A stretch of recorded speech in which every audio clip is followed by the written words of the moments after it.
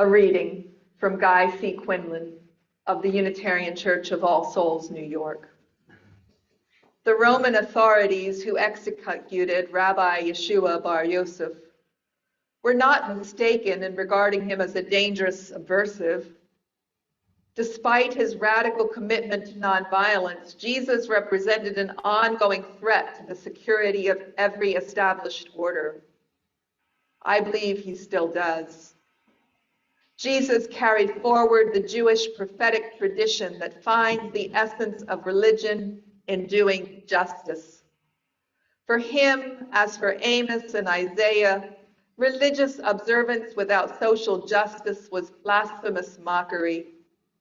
Jesus repeatedly antagonized the powerful by reminding them that every society will be judged according to its treatment of the poor and defenseless.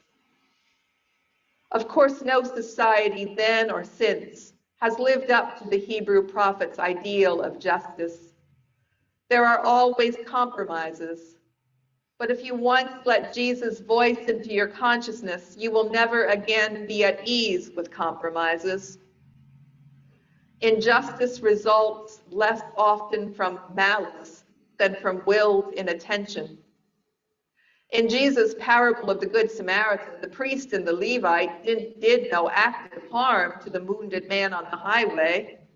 They just passed by on the opposite side of the road, distancing themselves from the uncomfortable sight. Relentlessly, Jesus keeps bringing the oppressed back into our field of vision.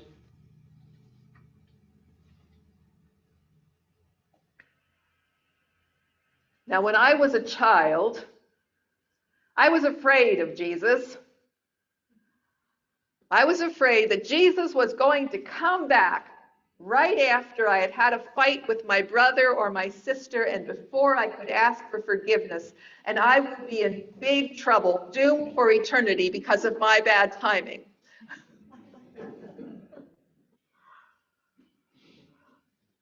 That childhood fear did not turn me from all Christian ideas.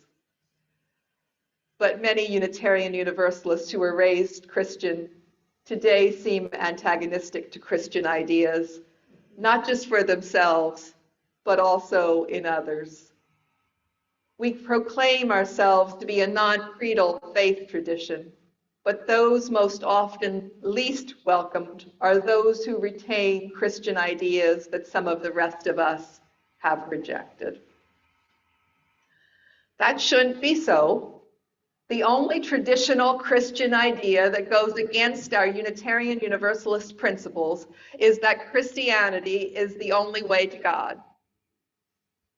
But then I doubt if a Christian who retained that particular belief would come looking to be a part of a spiritual community that very explicitly is open to people of all religious beliefs and no religious beliefs.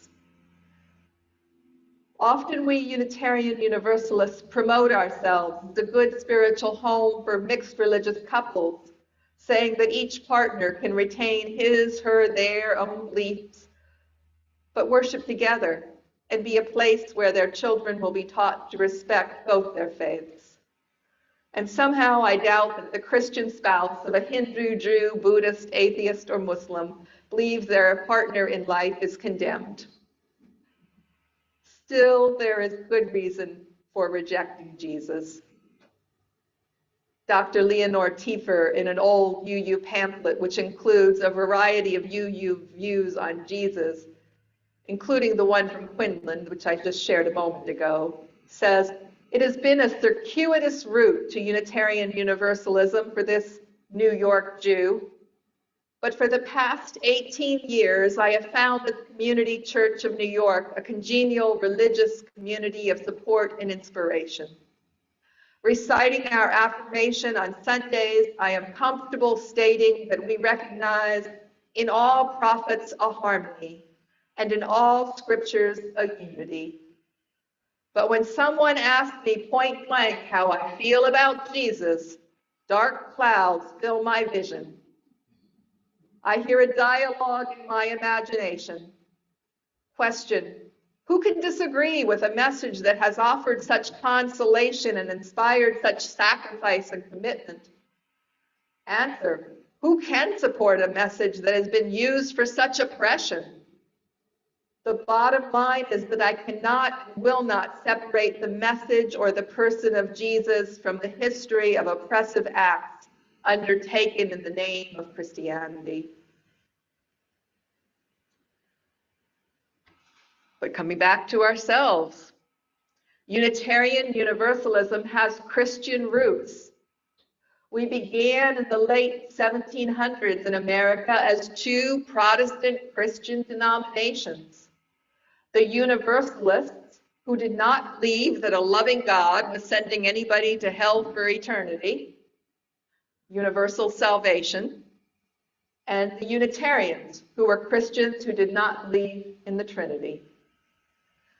Those early forebears of ours wrestled with who Jesus was for them. Ralph Waldo Emerson, who was briefly a Unitarian minister, spoke to the graduating class of the Harvard Divinity School in 1838. He said, "Jesus Christ belonged to the true race of prophets. One man was true to what is in you and me. He saw that God incarnates God's self in us, and evermore goes forth anew to take possession of God's world. He said in this jubilee of sublime emotion, 'I am divine. Through me God acts, through me speaks. Would you see God? See me. Or see thee, when thou also thinkest as I now think.'" A few years later, Theodore Parker in 1841 preached a sermon which he titled, "The Transient and the Permanent in Christianity." He said to turn away from the disputes of the Catholics and the Protestants, of the Unitarian and the Trinitarian, of old school and new school, and come to the plain words of Jesus of Nazareth. Christianity is a simple thing, very simple. It is absolute pure morality, absolute pure religion, the love of humanity, the love of God acting without let or hindrance. The only form it demands is the divine life. We have not changed that much from some of those 19th century ideas. For us, religion is still more about how we live than what we believe.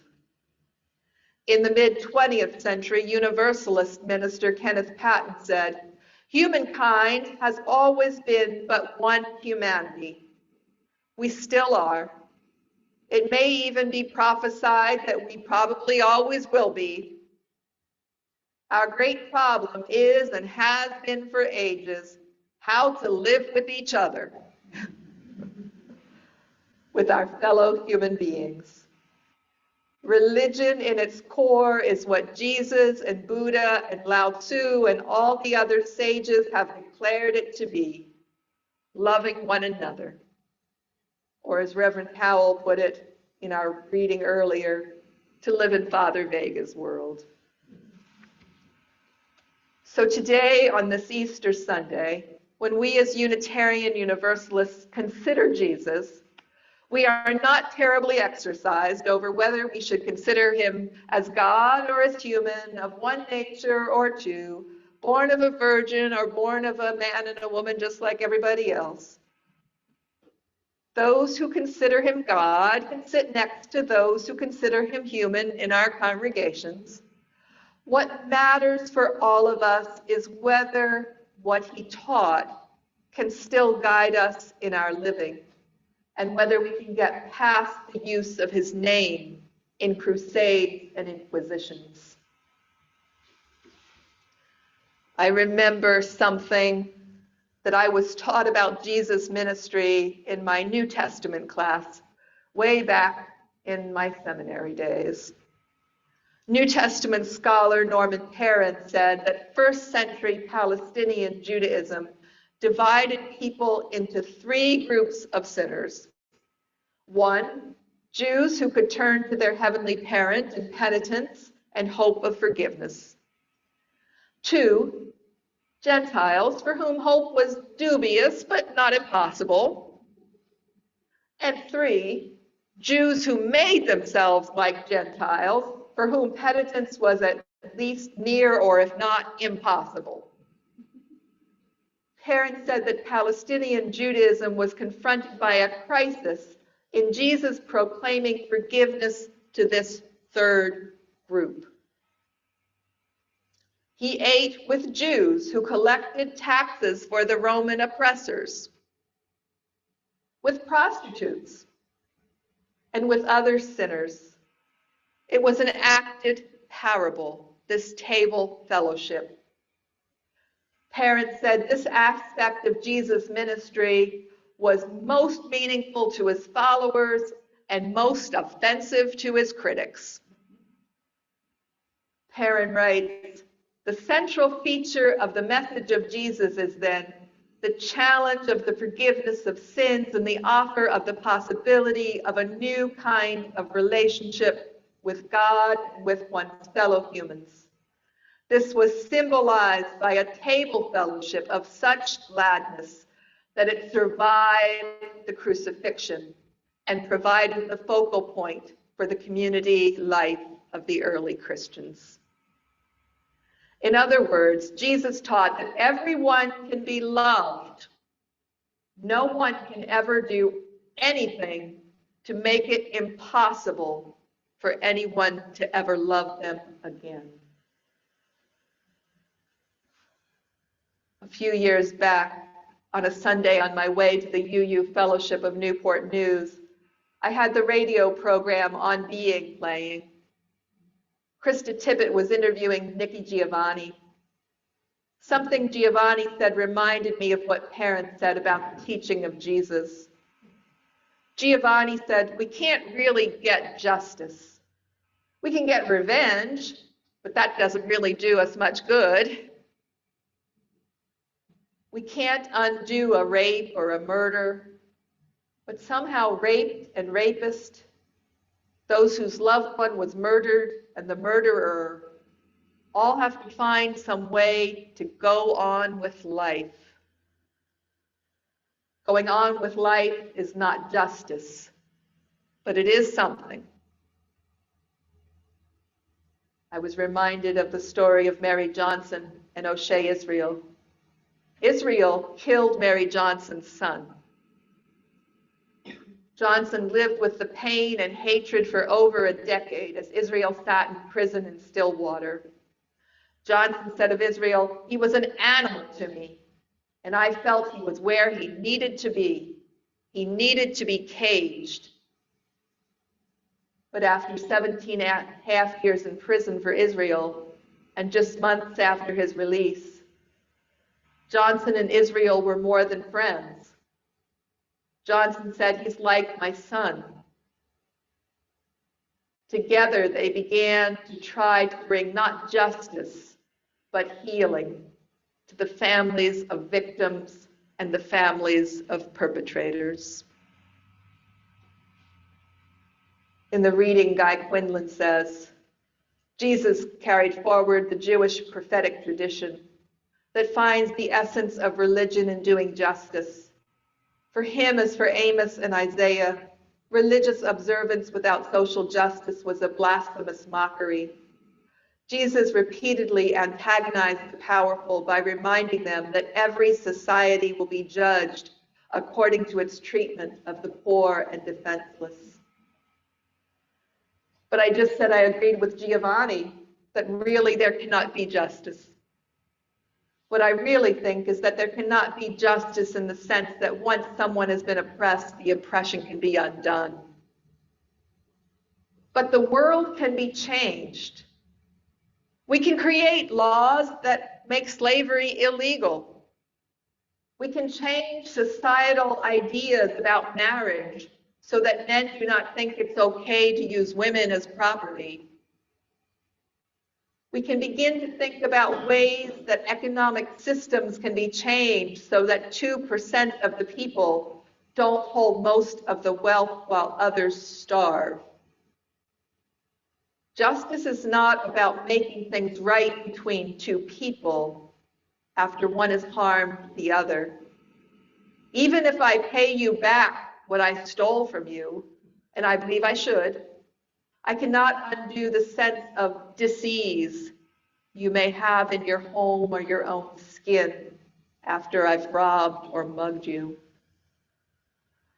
Justice is about more than the relationship between two people.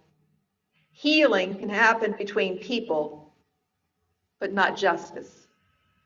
Justice is about changing the way the whole society works. Can you imagine a world where no one has to prostitute themselves in order to survive? Can you imagine a world where no young man is so lost that he takes to carrying a gun around, ready to use it? Can you imagine a world where no one is so dependent on an illegal drug for the ease of their physical or emotional pain that they will sell their soul in whatever way necessary to get it? I'm not sure how to get there, but I can imagine it, and that is the first step. In a pamphlet entitled The Faith of a Unitarian Universalist Christian, Unitarian Universalist minister Stephen Kendrick writes, "Many Unitarian Universalists choose to turn away from our Christian roots because of experiences we are very uneasy with or troubled by. While this reaction is understandable, it strikes me that it is not ultimately healthy for a religious movement or for any of us as individual searchers. Why? Ignoring Jesus' teaching and influence distorts our own past and heritage, which is deeply steeped in Christian origins. Furthermore, as Unitarian Universalists, we seek to build a religion based not on naysaying or rejection, but rather on a positive, life-affirming message. And finally, Jesus is still worth hearing out." Kendrick says, "The reality is that no matter what religious source or tradition is most precious to us, it should not overwhelm the great freedom and invitation that Unitarian Universalism offers us. I do not want Unitarian Universalism to become more Christian. My hope is that our faith, which we love, becomes as strong, healthy, and vibrant as it can be, and that we remain open and sensitive to the role that Jesus' message has played and can play in our becoming who we would be as Unitarian Universalists." When Jesus was asked how best to follow him, he did not offer guidelines for creedal acceptance or ask for signatures on a dotted line. Rather, he asked, "Did you feed the hungry? Visit the widows? Go see the prisoners?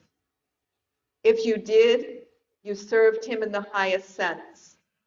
These are still good questions, and how we answer tells us more about our relationship to Jesus today than any coffee hour discussion or theological quarrel.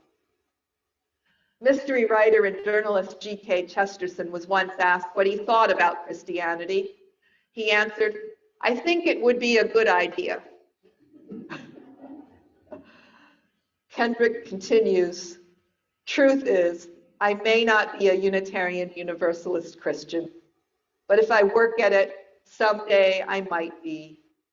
The kinds of questions Jesus asked take a lifetime to answer." The Vietnamese Buddhist monk Thich Nhat Hanh begins his book, Living Buddha, Living Christ, this way. 20 years ago at a conference I attended of theologians and professors of religion, an Indian Christian friend told the assembly, "We are going to hear about the beauties of several traditions, but that does not mean that we are going to make fruit salad." When it came my turn to speak, I said, "Fruit salad can be delicious."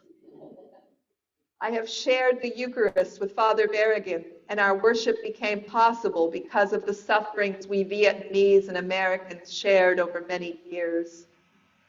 Some of the Buddhists present were shocked to hear I had participated in the Eucharist, and many Christians seemed truly horrified.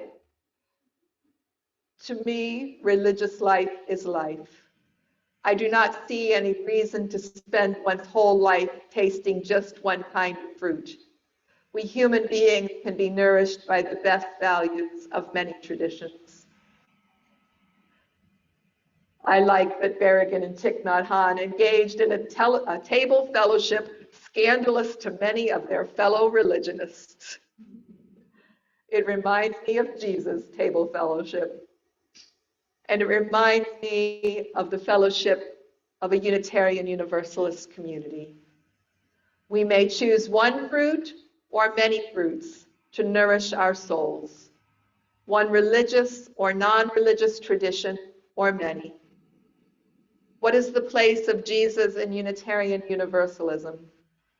The place of any prophet or religious figure among us, one we may choose to learn from, to follow, or to reject, honoring always the different choices of those around us.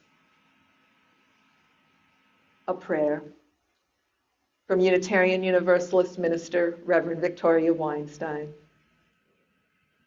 The stone has got to be rolled back from the tomb again and again every year. Roll up your sleeves. He's not coming back, you know. He's not coming back unless it is we who rise for him. We who lay healing hands on the reviled and rejected like he did on his behalf. We who rage for righteousness in his insistent voice. We who love the sinner, even knowing that the sinner is no further than our own heartbeat. He will not be back to join us at the table, to share God's extravagant banquet, God's love feast. All are invited, come as you are. And so it is you and I who must feast for him, must save the grace and break the bread and pass it to the left, and dish up the broiled fish or pour the wine and pass it to the right, and treat each other so tenderly, as though just this morning that person made the personal effort to make it back from heaven or from hell, but certainly from death, to be by our side. Because if by some miracle, and why not a miracle, he did come back, wouldn't he want to see us like this? Wouldn't it be a miracle to live for just one day, so that if he did, by some amazing feat, come riding into town, he could take a look around and say, this is what I meant. And we could say, it took us a long time, but we finally figured it out. Oh, let us live to make it so. You are the resurrection and the life. Our closing hymn is 276.